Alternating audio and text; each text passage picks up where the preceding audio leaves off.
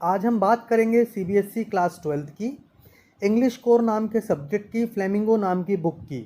दोस्तों, जैसा कि आप सभी लोग जानते हैं कि हम ऑलरेडी पोइट्री की पोयम नंबर 1 यानी कि माई मदर एट 66 पढ़ चुके हैं। तो आज हम शुरुआत करेंगे पोयम नंबर 2 जिसका टाइटल है an elementary school classroom in a slum. इस पोयम को लिखा है स्टीफन स्पेंडर ने। दोस्तों, इस पोयम में पोएट ये चाहते हैं कि हम उन बच्चों की पढ़ाई लिखाई की ओर भी ध्यान दें जो अंडर प्रिविलेज्ड हैं या जिन बच्चों को वो सारी सहूलियतें हमारी तरफ से मुहैया नहीं कराई गई हैं जिसको मुहैया कराने की कोशिश सरकार के द्वारा की जानी चाहिए। तो आइए शुरुआत करते हैं इस पोयम की। Far far from gusty waves these children's faces. दोस्तों, गस्टी वेव्स का मतलब होता है समुद्र से उठने वाली वो लहरें जो बहुत तेज होती हैं, फुल ऑफ एनर्जी होती हैं।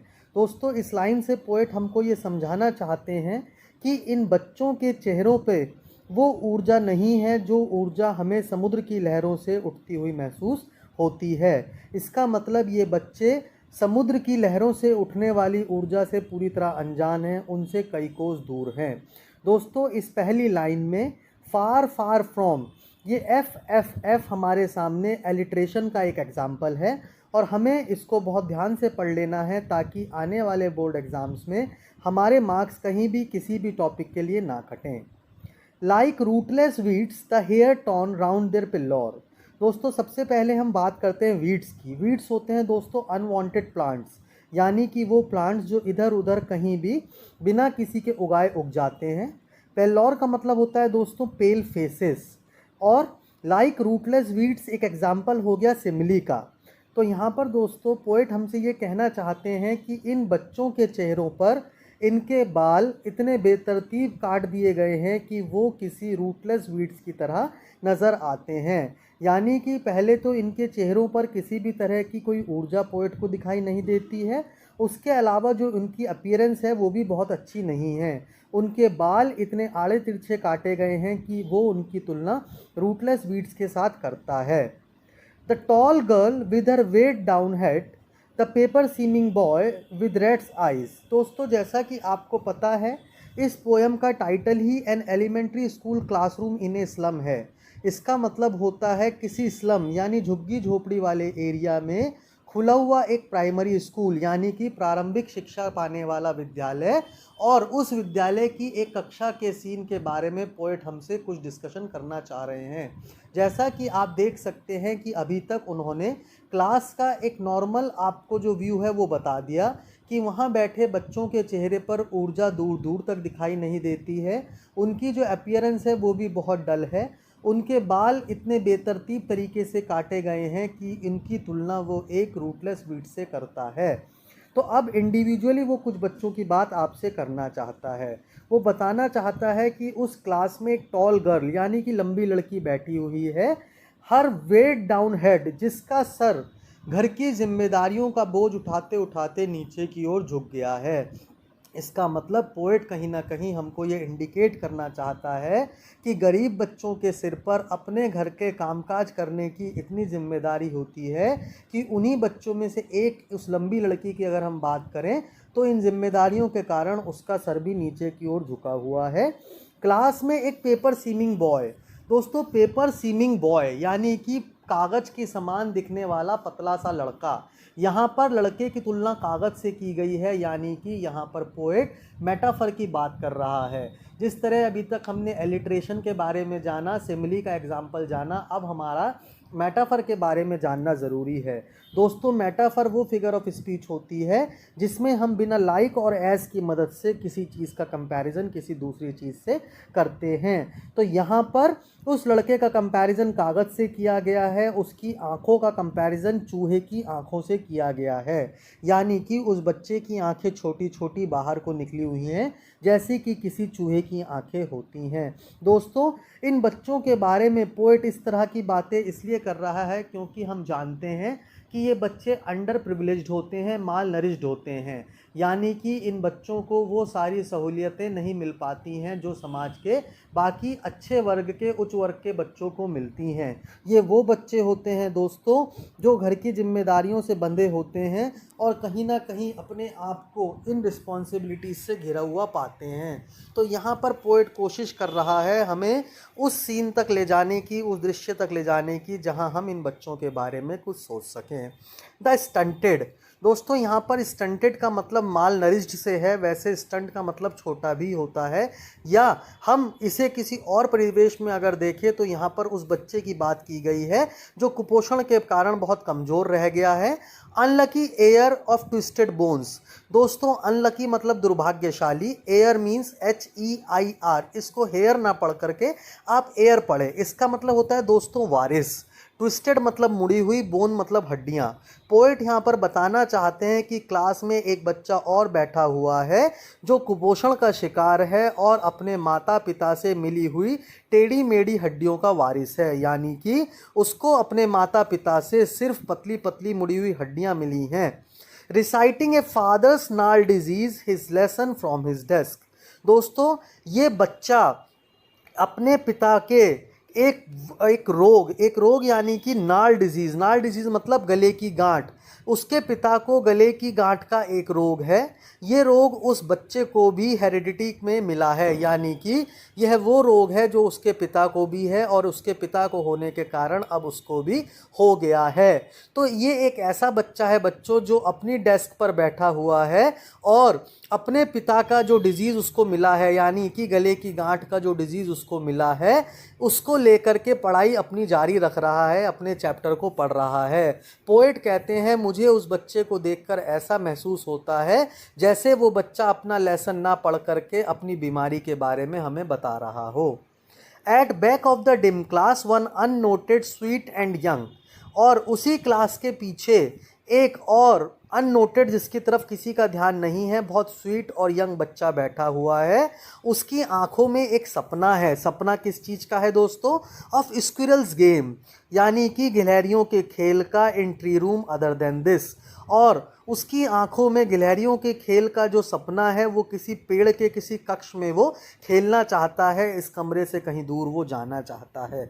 इसका मतलब पोएट हमको ये भी बताना चाहते हैं कि कैसे वो बच्चा गिलहरियों के संग पेड़ के ऊपर बने एक कमरे में, इस कमरे से दूर कहीं खेलना चाहता है और इस दुनिया से बहुत दूर वो चले जाना चाहता है। On shore cream walls, Shakespeare's head cloudless at dawn, civilized home riding all cities। दोस्तों उसके बाद हमारे पोएट उन बच्चों के क्लासरूम के बारे में हमें बताना चाहते हैं। वो ये बताना चाहते हैं सोर क्रीम यानी कि खट्टा क्रीम, यानी कि दोस्तों वॉल्स की जो तुलना है वो उस क्रीम से की गई है जो ख़राब हो गई है। यहाँ पर भी मेटाफर का एक एग्जाम्पल हमें देखने को मिलता है जिसमें पोएट हमें बताना चाहते हैं कि इन बच्चों की क्लास की दीवारों पर बहुत सालों से पुताई नहीं की गई है।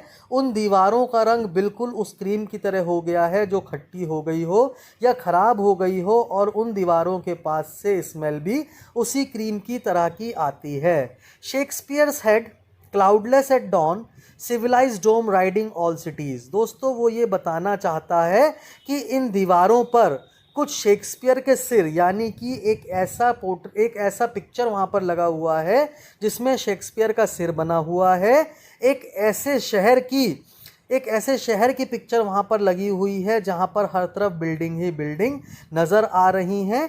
क्लाउडलेस एट डॉन, दोस्तों क्लाउडलेस का मतलब होता है बादलों के बिना, डॉन का मतलब होता है सुबह का समय। उन दीवारों पर एक ऐसी सीनरी भी लगाई गई है जिसमें सुबह का समय बिना बादलों के दिखाया गया है। दोस्तों इन सभी चीज़ों का एग्जाम्पल पोएट हमें इसलिए देना चाहते हैं क्योंकि पोएट आपको ये बताना चाह रहे हैं कि ऐसे बच्चे जिनके जीवन में खुशियाँ ना हो उनको हमने दान में दिया भी तो क्या। शेक्सपियर के सिर वाला एक पिक्चर, एक ऐसी सीनरी जिसमें आसमान बिना बादलों का है, बादलों की तुलना मुश्किलों से की गई है। इसका मतलब पोएट हमें बताना चाहते हैं कि हम उन बच्चों से बात कर रहे हैं जिन बच्चों के जीवन में खुशियाँ नहीं हैं, उसके बावजूद भी बादल उस आसमान में कहीं दिखाई नहीं दे रहे जो उनकी मुश्किलों का प्रतीक हैं।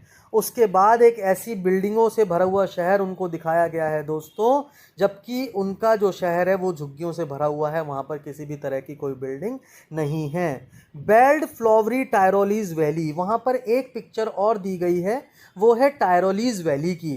दोस्तों टायरोलीज वैली ऑस्ट्रिया की वो वैली है जो पूरी तरह से फूलों से हमेशा घिरी रहती है, वहाँ फूलों की सुगंध फैली रहती है। तो दोस्तों ये सारी चीज़ों का उन बच्चों की क्लास में किसी भी तरह से होना जायज़ नहीं है, क्योंकि इन बच्चों का इन चीज़ों से दूर दूर तक कोई रिश्ता नाता नहीं है। वहाँ पर एक ओपन हैंडेड मैप यानी कि एक बहुत बड़ा मैप भी दीवार पर पिक्चर की सहायता से दिखाया गया है। इस मैप में जो दुनिया है वो दुनिया इन बच्चों की नहीं है, क्योंकि वो दुनिया इन बच्चों की दुनिया से बहुत अलग है। इन बच्चों की दुनिया तो इन बच्चों की क्लासरूम की खिड़की से बाहर ही दिखाई दे जाती है। इन बच्चों की दुनिया का इस मैप से कोई भी लेना देना नहीं है। दोस्तों इन बच्चों की खिड़कियों से बाहर का दृश्य आप समझ ही पा रहे होंगे। ऐसे क्लासरूम में ऐसे बच्चों को अगर देखने को कुछ मिलेगा भी तो दूर दूर तक झुग्गी झोपड़ियाँ, उसके अलावा कुछ भी नहीं।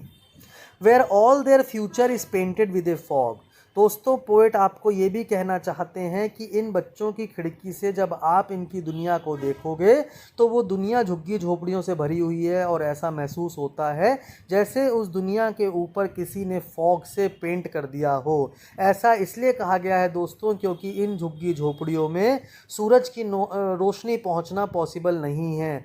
ये इतनी कंजस्टेड होती हैं कि एक बार आप अगर झोपड़ी के अंदर चले जाएं तो शायद बिना दिया जलाए आपको अपना हाथ भी नज़र ना आए। A narrow street sealed in with lead sky far far from rivers capes and stars of words. दोस्तों पोएट हमसे कहना चाहते हैं कि अगर आप देखेंगे तो ये झुग्गियाँ बीच में रास्ता छोड़ करके दोनों तरफ इस तरह से बनाई जाती हैं कि आप पाएंगे कि जब आप दूर तक नज़र फैलाएंगे तो आप देखेंगे कि ये झुग्गियाँ जो एक गली बीच में छोड़कर दोनों तरफ बसाई गई हैं, आगे जाके ईश्वर के द्वारा बनाए गए आसमान से ढक दी गई हैं। ऐसा इसलिए कहा गया है क्योंकि जब हम एक सिरे से दूसरे सिरे की तरफ अपने जीवन में देखते हैं तो ये पाते हैं कि आसमान कहीं से हमको ढकता हुआ महसूस हो रहा है। ऐसा ही पोएट कहना चाहते हैं कि उस दिन जब उन्होंने खिड़की से इन बच्चों की दुनिया को देखा तो ऐसा महसूस हुआ जैसे ये दुनिया आगे जा कर के आसमान से ढक दी गई हो, आसमान से रोक दी गई हो, और आसमान में लेड सूरज, लाल रंग का सूरज आसमान में चमक रहा था जो इस दुनिया को और भी दयनीय बना रहा था। ये वो दुनिया थी दोस्तों जो नदियों से केप्स यानी कि वो लैंडमार्क्स जो छोटी छोटी नदियों के बीच में नज़र आते हैं, छोटे आइलैंड सोर्ट ऑफ, जिन्हें आप समझ सकते हैं, कह सकते हैं। तो यहाँ पर वो ये बताना चाहते हैं कि इन बच्चों की ये दुनिया नदियों से दूर है, केप से दूर है, और स्टार्स ऑफ वर्ड्स यानी कि शब्दों से, पढ़ाई लिखाई से दूर है। Surely Shakespeare is विग्ड, the map a bad example. दोस्तों वो ये भी कहना चाहते हैं कि इन बच्चों के लिए शेक्सपियर विग्ड है यानी कि धूर्त है। उन्हें क्या पता कि ये कौन है, क्योंकि जब उन्होंने कभी उसके बारे में पढ़ा नहीं, जाना नहीं। उसी तरह ये मैप भी उनके लिए एक बैड एग्जाम्पल है, क्योंकि इस मैप में शिप्स, सन और प्यार, ये तीन चीज़ें इस तरह से दिखाई गई हैं कि ये इन बच्चों को टेम्प्ट यानी कि लालच देना, ये चीज़ें इन बच्चों को लालच देती हैं चोरी करने के लिए। For life that slightly turn in their cramped holes. दोस्तों क्रैम्प्ड होल्स मतलब कंजेस्टेड हाउसेज, स्लाइली मतलब होता है स्लोली, क्लेवरली। दोस्तों वो ये बताना चाहते हैं कि इन बच्चों की दुनिया कहीं ना कहीं इन कंजेस्टेड घरों में घूम करके रह गई है, इसके अलावा वो दुनिया के बारे में कुछ भी नहीं जानते हैं। ये दुनिया सुबह कोहरे से शुरू होती है और रात को अंधेरे पर ख़त्म हो जाती है। दोस्तों वो ये बताना चाहते हैं कि इन झुग्गी झोपड़ियों के ढेर के आगे ये बच्चे wear skins peeped through bye bones. Bones होती हैं दोस्तों हड्डियाँ, स्किन होती है खाल, पीप मतलब होता है झांकना। पोएट ये कहना चाहते हैं कि अपने इन झुग्गी झोपड़ियों के ढेर के आगे ये बच्चे अपने माता पिता के द्वारा मिली गई उन हड्डियों को लेकर के बैठे होते हैं जो हड्डियां इनकी खाल के अंदर से झांक रही होती हैं। यानी कि ये बच्चे बिल्कुल भी हष्ट-पुष्ट नहीं होते हैं, ये बहुत कमज़ोर होते हैं और ऐसा महसूस होता है जैसे इन बच्चों को इनके माता पिता से विरासत में सिर्फ़ और सिर्फ ये कमज़ोर टेढ़ी-मेढ़ी हड्डियां मिली हो। दोस्तों, इन बच्चों ने स्टील के चश्मे पहने होते हैं। इन चश्मों के भी जो गिलास होते हैं वो मेंडेड होते हैं। मेंडेड मीन्स रिपेयर्ड होते हैं। अगर इन बच्चों में से किसी बच्चे की नज़रें कमज़ोर भी हो जाती हैं तो उस बच्चे को लोगों के द्वारा फेंके गए वो चश्मे मिलते हैं जो ऑलरेडी रिपेयर्ड होते हैं, जिनको लगाने से शायद इन बच्चों का कुछ भला होने वाला नहीं होता है। Like bottle beads on stones, वो ये बता देना चाहते हैं कि जिस तरह से पत्थरों के ढेर पर बोतलों के ढक्कन हमें पड़े हुए दिखाई देते हैं, उस तरह से इन झुग्गी झोपड़ियों में, इन कूड़ों के ढेरों पर ये बच्चे बैठे हुए हमें महसूस होते हैं। इनका जो भी समय या जगह है वो यही फॉग से ढका हुआ स्लम है। इसीलिए पोएट हमसे ये कहना चाहते हैं, ब्लॉट का मीन्स होता है दोस्तों कवर कर देना, किसी भी चीज़ को पेंट कर देना। तो पोएट हमसे ये कहना चाहते हैं कि हमें इन बच्चों को जो मैप्स देना है, उन मैप्स में जो बड़ी बड़ी बिल्डिंग हैं, बड़े बड़े देश दिखाए गए हैं, बड़ी बड़ी नदियाँ, बड़े बड़े पहाड़ दिखाए गए हैं, हमें उनको कवर कर देना चाहिए स्लम से, झुग्गी झोपड़ियों से, और वो भी इतने बड़े बड़े स्लम से कि जो डूम की तरह नज़र आएँ, जो किसी तरह से किसी ऐसे बड़े जगह की तरह नज़र आएँ जहाँ पर सिर्फ़ और सिर्फ झोपड़ियाँ ही झोपड़ियाँ हों।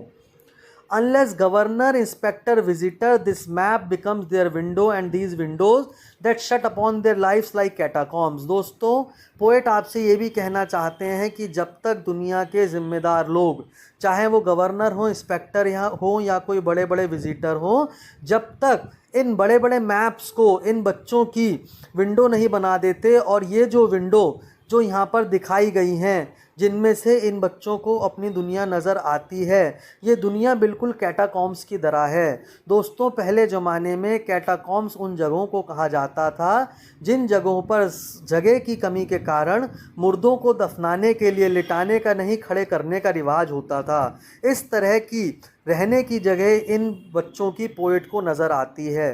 दोस्तों, कैटाकॉम्स में मुर्दों को एक के बराबर में एक खड़ा करके दफनाया जाता था, और ऐसा महसूस पोएट को हो रहा है जैसे इन बच्चों की झोपड़ियाँ उसी तरह एक के बराबर में एक खड़ी कर दी गई हैं। जब तक कि गवर्नर, इंस्पेक्टर या विजिटर आकर के इन बड़े बड़े मैप्स को इन बच्चों की विंडोज़ नहीं बना देते, तब तक इन बच्चों के लिए ये दुनिया इन्हीं कैटाकॉम्स की तरह रहेगी। Break open till they break the town. Poet हमारे चाहते हैं कि हम इन दीवारों को, इन खिड़कियों को तोड़कर इन बच्चों को शहरों में लाएं और इन बच्चों को ग्रीन फील्ड्स में लेकर के जाएं। दोस्तों, ग्रीन फील्ड्स का मतलब यहाँ पर हरे भरे मैदानों से है। And make their world run azure on gold sands. दोस्तों, वो आपसे ये भी कहना चाहते हैं कि हमें इन बच्चों को पढ़ाई लिखाई के अच्छे साधन मुहैया कराने चाहिए, और इस नीले, रन एज योर मीन्स ये ब्लू स्काई, इस नीले आसमान के नीचे जो सुनहरी रेत है, यानी कि जो सुंदर दुनिया है, इस दुनिया में इन बच्चों को फ्रीली घूमने देना चाहिए। And let their tongue run naked into books. और उनकी जो ज़बान है, यानी कि जो उनकी टंग है, उसकी भी पढ़ाई की व्यवस्था हमें करनी चाहिए, उसको भी किताबों में सरपट दौड़ने की व्यवस्था करना हमारी ही जिम्मेदारी है। जब तक हम इन किताबों रूपी सफ़ेद दुनिया और इस हरी भरी दुनिया के दरवाजे इन बच्चों के लिए नहीं खोल देते, तब तक ये बच्चे इसी तरह इन कैटाकॉम्स में अपना जीवन व्यतीत करते रहेंगे। History theirs whose language is the sun. दोस्तों, इस आखिरी लाइन में पोएट स्टीफन स्पेंडर ने सारी पोएम की एक समरी करके रख दी है कि इतिहास हमेशा उन लोगों का गवाह हुआ है, या हिस्ट्री हमेशा उन लोगों ने लिखी है जिनकी जवान सूर्य की तरह तेज होती है। यानी कि वो लोग जो ज्ञानवान होते हैं, जो धैर्यवान होते हैं, जो विद्वान होते हैं। इसका मतलब पोएट हमसे भी चाहते हैं कि हम इन बच्चों की जो ज़बान है, यानी कि इनका जो दिमाग है, वो पढ़ाई में लगा दें, इनको रहने खाने खेलने की व्यवस्था दे दें, तो ये बच्चे भी जीवन में वो सब कुछ कर सकते हैं जो बच्चे कुछ अच्छे घरों के कर करते हैं। दोस्तों इस पोयम के माध्यम से पोएट ने हमें इन बच्चों की मदद करने की प्रेरणा दी है जिन बच्चों के जीवन में हम थोड़ी खुशियाँ अपनी खुशियाँ कम करके ला सकते हैं। ये थोड़ी खुशियाँ इन बच्चों के लिए बहुत ज़्यादा साबित होंगी और इन खुशियों के दम पर आगे चलकर ये बच्चे इतिहास में अपना नाम अमर करेंगे। तो दोस्तों आज हमने CBSE क्लास 12 फ्लेमिंगो की सेकंड पोएम यानी कि an elementary school classroom in a slum को फिनिश करा है। मेरी आप सभी से रिक्वेस्ट है कि जो कोई भी इस वीडियो को देख रहा हो वो अपने आसपास के क्लास 12 के बच्चों को इस एक्सप्लेनेशन को दिखाना ना भूले ताकि उन बच्चों के बोर्ड एग्ज़ाम में हमारी तरफ से थोड़ी सी मदद हो सके। तो थैंक यू दोस्तों, धन्यवाद, गुड नाइट।